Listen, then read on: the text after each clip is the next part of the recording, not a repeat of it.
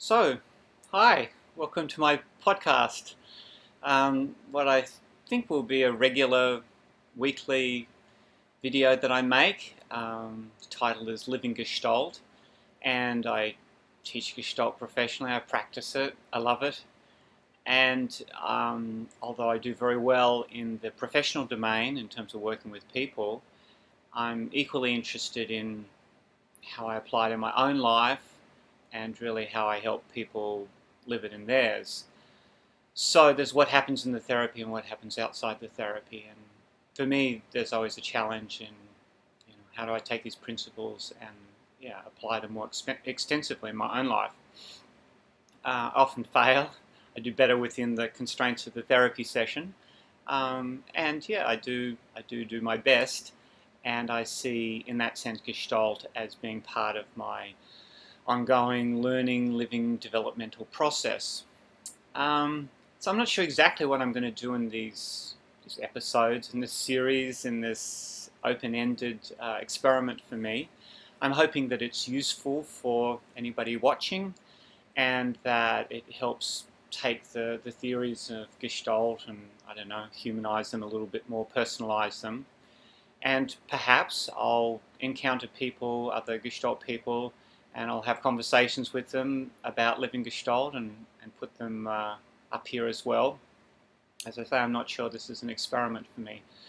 It's something that I've thought recently of doing. I like to make a contribution and to the community in general, to people interested in developing themselves, to people interested in practicing Gestalt professionally or personally.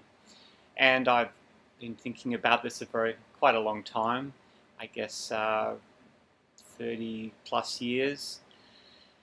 And so, there's so many things I could tell you about. I guess it's good to start with now. Where am I? I'm in Shanghai. I'm in a friend's apartment who generously lets me stay here.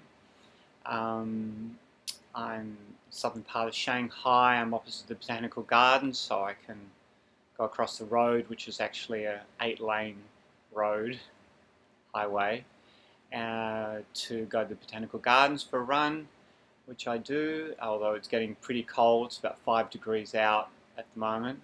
In fact, the roar you can hear in the background is the heater. I'm a Westerner, so I like warm houses. I like warm rooms. Whereas here in Shanghai, in the southern part of China, very much a consequence of government policy, people tend not to heat their houses and they rug up, which from a stoic point of view I can admire, and from an ecological point of view I can appreciate. However, I like a warm house, I like a warm room. I always have. Even in Lismore, where I was living for 25 years, which doesn't get that cold in winter, so down to 10 or something degrees centigrade, I would always have a wood fire burning. Slow combustion. So here I am in Shanghai. I'm in China quite a lot these days, though I'm traveling and on the move. So I came from Australia earlier in the week, and next week I'll be heading off to Beijing to run a workshop there and see clients. And Monday I'm going to Nanjing to run a salon, which in China they call them salons. It's like a kind of public talk workshop, promo. They're quite popular here. I do enjoy running them. Tuesday I'm going to be working with a organisation development group of people and showing them how to apply Gestalt principles. So I'm pretty busy. I'm also doing a PhD, so I'm trying to currently organise interviews with managers, because the topic of my PhD is on the interpersonal dynamics of power. But finding managers to interview is surprisingly difficult. I didn't manage to locate anyone in Australia when I was there the last month, so but it's a little easier in China. Contacts and connections. What else can I tell you?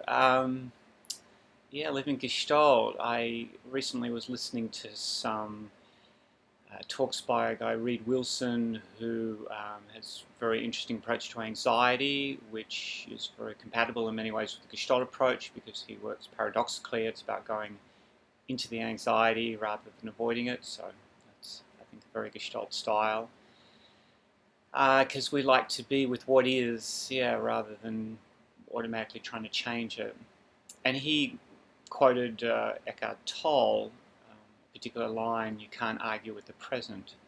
And I really like that. I hadn't heard that line, or I don't recall it from Tolle. And I thought, well, yeah, Gestalt's a lot about the present moment, about being with what is in the present. And I found that line, and it caught my attention. I've been thinking of it since I heard that. You can't argue with the present. Yeah, there's something pretty substantial about that, and I can see how a lot of suffering from a spiritual or psychological point of view comes about from arguing with the present. So that's a little pithy phrase that has been orienting me the last week. I'm not sure what else to say to you. I want this to be somewhat spontaneous, and I'm not just fully prepared. Right now, I'm always asking clients, "What do you feel right now?" And right now, I feel pretty happy actually. I've got the travelling life, and that's got its vagaries, its challenges, and a certain kind of rootlessness. And at the same time, I really enjoy being in different cultures. Came from Japan the week before and teaching there, and very different contrasts from the Japanese culture to the Chinese culture. And I appreciate both of them very much. And I really just like being stretched. I like being in contexts which are outside of maybe my comfort zone or my familiarity zone, though I'm more familiar now to some degree with Japanese and Chinese culture. But I like the way it disorients me a little. It jostles me out of my own way of thinking, or at least confronts me or presents me with different ways of looking at the world. And while I still hang fairly tightly onto my cultural orientations, I like the experience of contrast. And that's something I would say Gestalt, as a philosophy and practice, has also given me, is a welcoming of differences. Now personally that suits me because I've always been a bit odd, a bit different.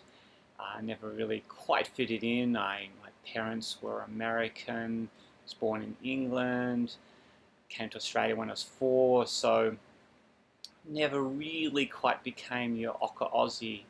And so I was always a little bit on the outside. So I guess philosophy, which is interested and embraces difference, is of great interest to me on that personal level, on a psychological level, and also on a political level, because that's also my politics, is the interest in difference. And I'm particularly interested in ways in which there can be dialogue across differences, which of course can be very difficult, especially when there's profound value differences or significant cultural differences. So these are some of the things which occupy me and interest me and I'm engaged with.